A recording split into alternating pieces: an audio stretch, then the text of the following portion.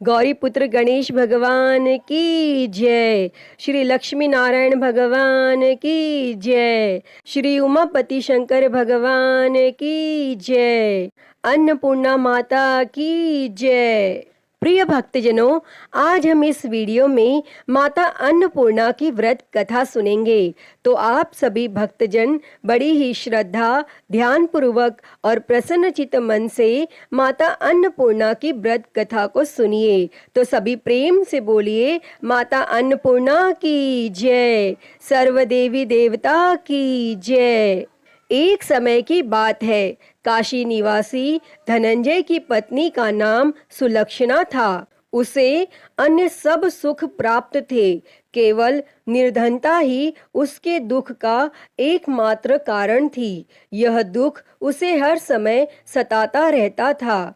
एक दिन सुलक्षणा अपने पति से बोली, स्वामी, आप कुछ उद्यम करो तो काम चले। इस प्रकार कब तक काम चलेगा? तब सुलक्षणा की बात धनंजय के मन में बैठ गई और वह उसी दिन विश्वनाथ शंकर जी को प्रसन्न करने के लिए बैठ गया और कहने लगा, हे देवाधिदेव विश्वेश्वर, मुझे पूजा पाठ कुछ आता नहीं है, केवल आपके भरोसे बैठा हूँ। और इतनी विनती करके वह 2-3 दिन भूखा प्यासा बैठा रहा और यह देखकर भगवान शंकर ने उसके कान में अन्नपूर्णा अन्नपूर्णा अन्नपूर्णा इस प्रकार 3 बार कहा। और यह कौन क्या कह गया? और इसी सोच में धनंजय पड़ गया कि मंदिर से आते ब्राह्मणों को देखकर पूछने लगा, पंडित जी, अन्नपूर्णा कौन है? तब ब्राह्मणों ने कहा, तू अन्न छोड़ बैठा है, सो तुझे अन्न की ही बात सूझती है। जा घर जाकर अन्न ग्रहण कर। तब धनंजय घर गया और स्त्री से सारी बात कही। तब वह बोली, नाथ, चिंता मत करो, स्वयं शंकर जी ने यह मंत्र दिया है, वे स्वयं ही खुलासा करेंगे।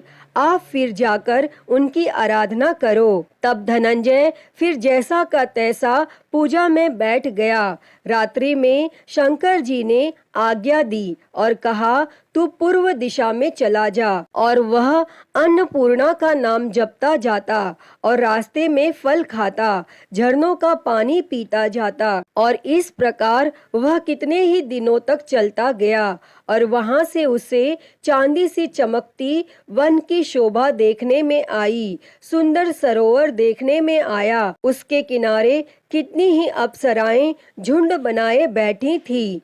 एक कथा सुनती और सब मिलकर माँ अन्नपूर्णा इस प्रकार बार बार कहती थी। और यह अगहन मास की उजेली रात्रि थी और आज से ही व्रत का आरंभ था। और जिस शब्द की खोज करने वह निकला था, वह उसे वहां सुनने को मिला।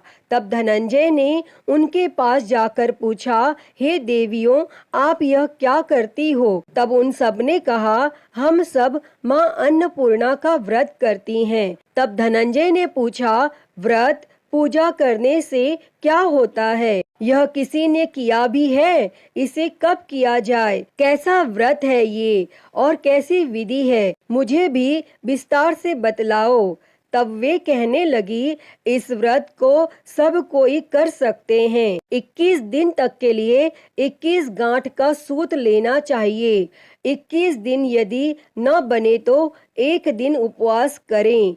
यह भी न बने तो केवल कथा सुनकर प्रसाद लें। निराहार रहकर कथा कहें और कथा सुनने वाला कोई न मिले तो पीपल के पत्तों को रख, सुपारी या घृत कुमारी वृक्ष को सामने कर, दीपक को साक्षी कर, सूर्य, गाय, तुलसी या महादेव को बिना कथा सुनाए मुख में दाना न डाले। यदि भूल से कुछ पड़ जाए तो एक दिवस फिर उपवास करें और व्रत के दिन क्रोध न करें और झूठ न बोलें। तब धनंजय बोला, इस व्रत के करने से क्या होगा? तब वे कहने लगीं, इसके करने से अंधों को नेत्र मिले, लूलों को हाथ मिले, निर्धन के घर धन आए, बांझी को संतान मिले, मूर्ख को विद्या आए, और जो जिस कामना से व्रत करें माँ उसकी इच्छा पूरी करती हैं। तब धनंजय कहने लगा, बहनों, मेरे पास भी धन नहीं है, विद्या नहीं है, कुछ भी तो नहीं है, मैं तो दुखिया ब्राह्मण हूँ, मुझे इस व्रत का सूत दोगी? तब वे कहने लगी, हाँ भाई, तेरा कल्याण हो, हम तुम्हें अवश्य देंगे, ले इस व्रत का मंगल सूत्र ले। तब धनंजय ने व्रत किया और व्रत पूरा हुआ। तभी सरोवर में से 21 खंड की स्वर्ण सीढ़ी हीरा मोती जड़ी हुई प्रकट हुई। तब धनंजय जय अन्नपूर्णा कहता जाता था और इस प्रकार कितनी ही सीढ़ियां उतर गया तो क्या देखता है कि करोड़ों सूर्य से प्रकाशमान माता अन्नपूर्णा का मंदिर है। उसके सामने स्वर्ण सिंहासन पर माता अन्नपूर्णा विराजमान है। सामने भिक्षा हेतु शंकर भगवान खड़े हैं। देवांगनाएं चंवर डुलाती हैं, कितनी ही हथियार बांधे पहरा देती हैं। तब धनंजय दौड़कर जगदम्बा के चरणों में गिर गया। तब देवी उसके मन का कलेश जान गई और धनंजय कहने लगा, माता, आप तो अंतर्यामिनी हो, आपको अपनी दशा क्या बताऊं? तब माता बोली, मेरा व्रत किया है, जा संसार तेरा सत्कार करेगा। तब माता ने धनंजय की जीवा पर बीज मंत्र लिख दिया और अब तो उसके रोम रोम में विद्या प्रकट हो गई। इतने में क्या देखता है कि वह काशी विश्वनाथ के मंदिर में खड़ा है और माँ का वरदान ले धनंजय घर आया और सुलक्षणा से सब बात कही और माता जी की कृपा से उसके घर में संपत्ति उमड़ने लगी और छोटा सा घर बहुत बड़ा गिना जाने लगा। जैसे शहद के छत्ते में मक्खियां जमा होती हैं और उसी प्रकार अनेक सगे संबंधी आकर उसकी बड़ाई करने लगे और कहने लगे, इतना धन और इतना बड़ा घर, लेकिन सुंदर संतान नहीं तो इस कमाई का कौन भोग करेगा? क्योंकि सुलक्षणा से संतान नहीं है, इसीलिए तुम दूसरा विवाह करो। तब अनिच्छा होते हुए भी धनंजय को दूसरा विवाह करना पड़ा और सती सुलक्षणा को सौत का दुख उठाना पड़ा। इस प्रकार दिन बीतते गए। फिर अघन मास आया। तब नए बंधन से बंधे पति से सुलक्षणा ने कहलाया कि हम व्रत के प्रभाव से सुखी हुए हैं, इस कारण यह व्रत छोड़ना नहीं चाहिए और यह माता जी का प्रताप है जो हम इतने संपन्न और सुखी हैं। और तब सुलक्षणा की बात सुन धनंजय उसके यहाँ आया और व्रत में बैठ गया।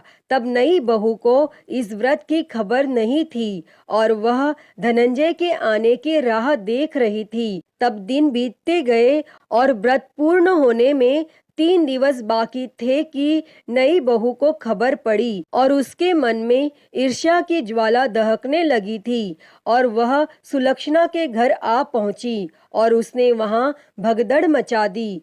तब वह धनंजय को अपने साथ ले गई। तब नए घर में धनंजय को थोड़ी देर के लिए निद्रा ने आ दबाया और इसी समय नई बहू ने उसके व्रत का सूत तोड़कर आग में फेंक दिया।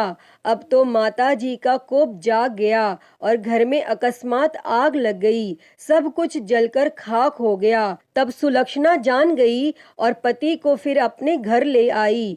तब नई बहू रूठ कर पिता के घर जा बैठी और पति को परमेश्वर मानने वाली सुलक्षणा बोली, हे नाथ, घबराना नहीं, माता जी की कृपा अलौकिक है। पुत्र कुपुत्र हो जाता है पर माता कुमाता नहीं होती।